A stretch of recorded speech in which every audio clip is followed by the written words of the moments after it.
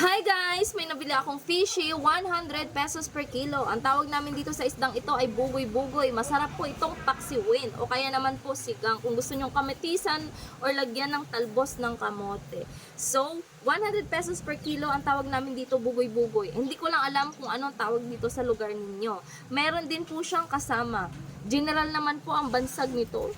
Biruin mo yon, may isdang general pala. Pero general po yung bansag ng ibang mangingisda nito. Hindi ko alam kung anong tawag nito sa lugar nyo. Kaya comment below kung anong tawag nyo sa isda na ito. At saka sa isdang bugoy-bugoy. Yan, napaka-fresh po ng ating mga isda kasi kahahango lang nila kanina galing laot. At meron din po akong nabiling lawlaw. Tingnan nyo kung gaano ka-fresh ng lawlaw. Lawlaw yung tawag nito sa amin ha. Ito yung ginagawang sardinas. Oh.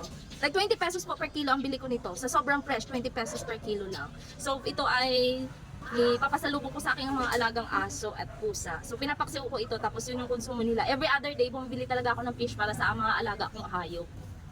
Instead na bibili po ako ng sardinas para pampakain sa kanila, ito na lang po yung fresh ang bibilin ko at papaksiwin ko. Mas mura pa at saka mas matagal pa nilang mauubos.